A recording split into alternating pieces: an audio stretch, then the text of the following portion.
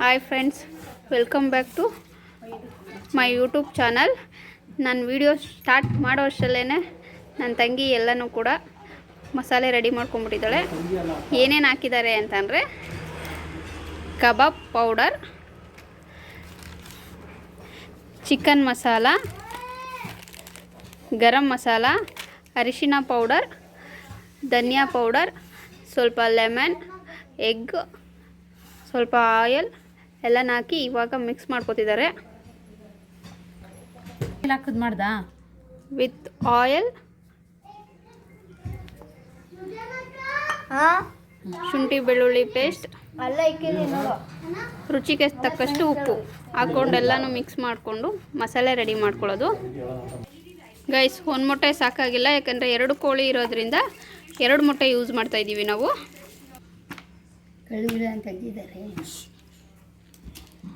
Guys, ತಂದೂರಿಗೆ ಅಂತ ನಾವು already ಕೋಳಿ ಕಟ್ ಮಾಡಿಸಿ ರೆಡಿ ಮಾಡಿಸಿದ್ವಿ. ಅದಕ್ಕೆ ಮಸಾಲೆ ಎಲ್ಲ ಹಾಕ್ತಾಯಿದ್ದೀವಿ.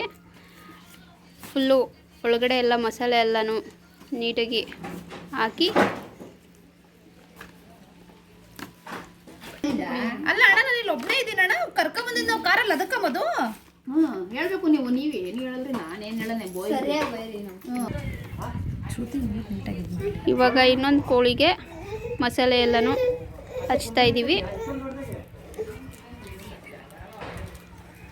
ಒಂದು ಆಲ್ರೆಡಿ ರೆಡಿಯಾಗಿದೆ, ಇನ್ನೊಂದಕ್ಕೆ ರೆಡಿ ಮಾಡ್ತಾ ಇದ್ದೀವಿ. ಈಗ 2 ಕೋಳಿಗೂ ಮಸಾಲೆ ಎಲ್ಲ ಹಚ್ಚಾಗಿದೆ. ಈಗ ಮ್ಯಾಗ್ರಿನೇಟ್ ಆಗೋಕ್ಕೆ 2 hours ಬಿಡೋಣ.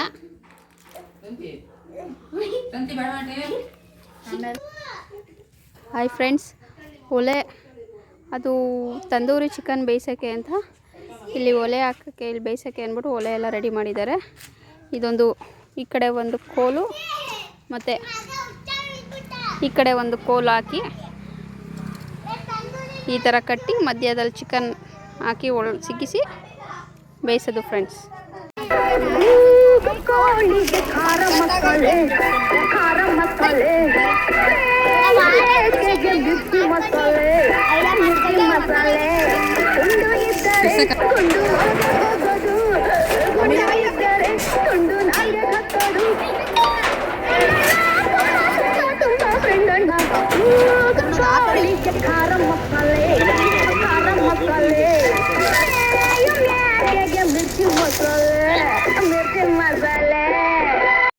ಇವಾಗ ಫೈನಲಿ ತಂದೂರಿ ರೆಡಿಯಾಗಿದೆ.